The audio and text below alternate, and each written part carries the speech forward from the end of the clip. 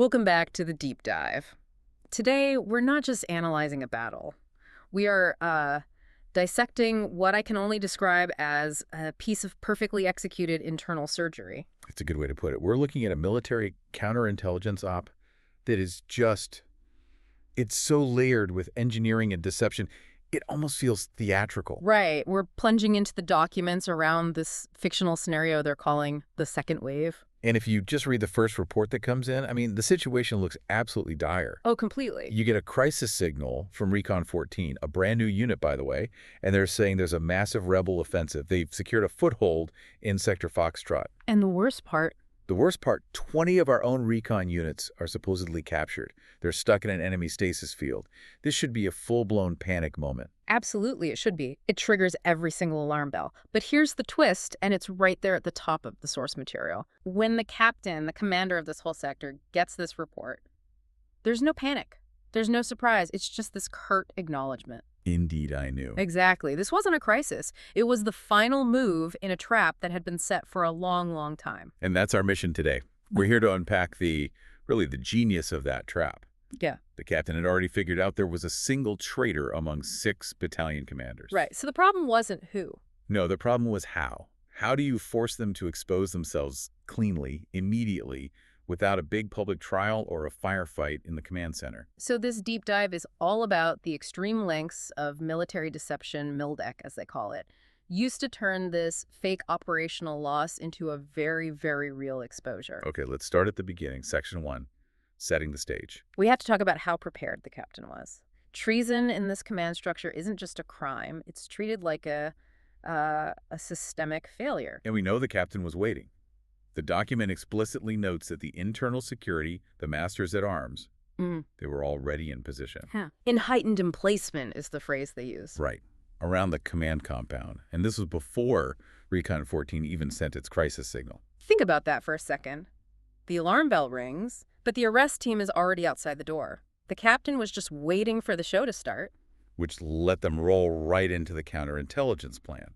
And what I find so fascinating here is the trust they put in that one unit, Recon-14. The one that sent the signal. Yeah. They were brought in close to my vest, is the quote, and they were tasked with running the exposure plan while pretending to be the traitor's contact. So they're feeding the traitor bad intel about a fake rebellion that they themselves are supposedly leading. It's deception layered on deception. So here's the big question, and for you listening, this is the paradox you have to wrap your head around. If all 6 commanders got orders to take part in this phantom battle, Creating fake troop movements, fake casualty reports. the whole 9 yards, how did the captain make sure the traitor believed it was real while the other 5 knew it was a setup? It all comes down to compartmentalization and the nature of the orders themselves. So all 6 commanders get the operational orders about the breach. Okay. And those orders are all components of the deception. But the 5 loyal commanders, they're also following a second classified overriding directive. And that directive says? Basically, this is a sting. Your real job is to make this look convincing. The traitor, on the other hand, is getting info through their own secret channel that confirms the lie. Ah, so their private channel is actually making them believe the fake stuff is a real enemy success? Precisely. The loyalty test wasn't about who followed the orders, but who was using that hidden channel to share them. Let's talk about the tech here, the electronic warfare, Yeah. because the source gives this whole laundry list of MILDEC methods they used. They basically built a ghost war. It's the full toolkit. So target spoofing and signal mimicry. That's creating phantom signals of units that just aren't there. Blips on a radar screen. Exactly.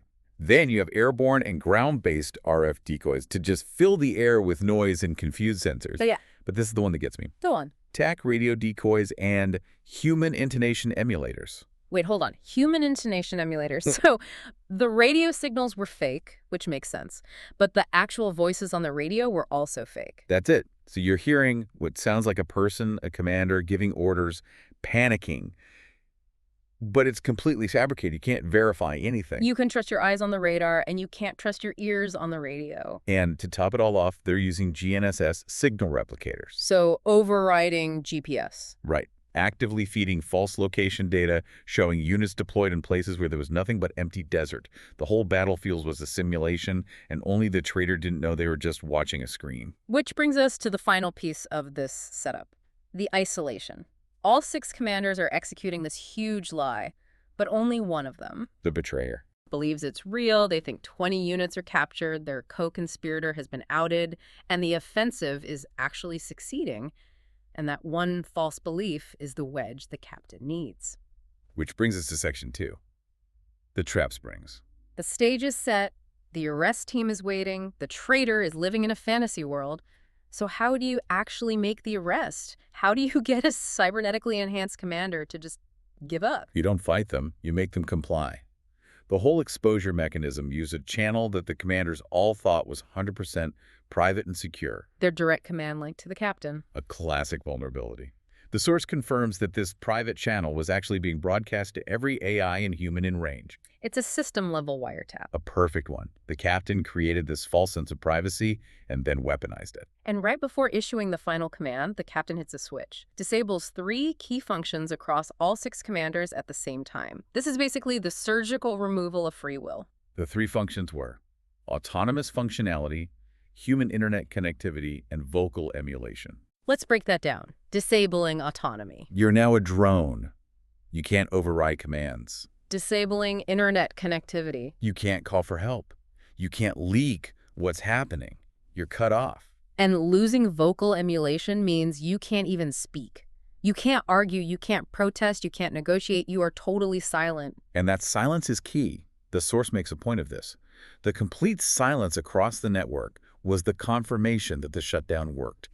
Everyone was locked down. With resistance now literally impossible, the captain issues one single non-negotiable directive. The betrayer is to activate their own arrest beacon immediately. There's no choice. There's just forced compliance. You can imagine that moment. You're locked in your own body, reduced to a machine, and you're forced to use your own cybernetic finger. To press the button that calls the guards waiting right outside your door to arrest you, the system forces you to betray yourself. It is ruthlessly efficient.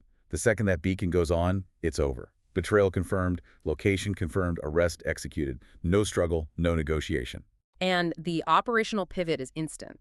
The source says there's a long pause, a new commander is brought in, full functionality is restored to the other 5. And then they immediately launch the real mission, the second wave. The threat is gone. The operation proceeds. Okay, so that brings us to Section 3, the captain's mindset. We've seen the mechanics, but what kind of mind engineers this level of, frankly, cruelty and efficiency? Well, we get a really rare glimpse into the captain's psychology from this creative material that came with the report. It's a song transcript. And it was designed to be played during the operation. Yeah, and just the music description tells you everything. A screeching guitar slide, deep bass, rapid tremolo at 160 BPM, double bass drumming. This isn't calm, careful strategy. No, this is focused rage. And the lyrics just drip with contempt for the traitor. Look at the first verse. It's not a statement, it's a taunt. Why do I seem to sit back while laughing? You think the enemy you're a gaffing. It's just a total dismissal of the traitor's intelligence. The captain sees them as playing a tiny, predictable game. And then it moves from contempt to just, well, certainty. Verse 2. You can do nothing that is new. There is now nothing you can do. It's over. The traitor ran out of moves before the captain even made theirs. And these verses aren't just boasting. They're confirming the operation. Verse 3 says it outright.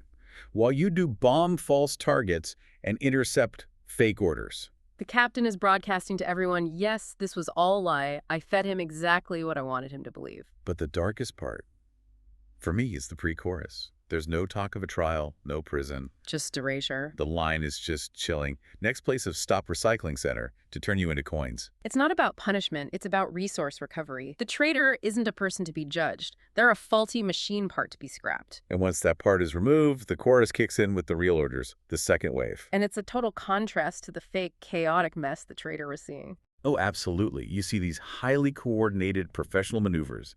North and south echelon movements, the rear guard holding tight, and the reserve battalion staying out of sight.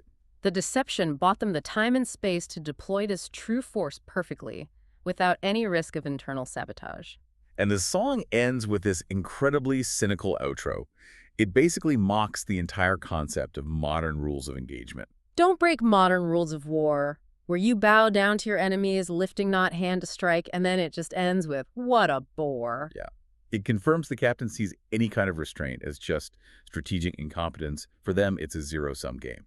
Okay, which leads us to our final section. Section 4, the metadata and the medium.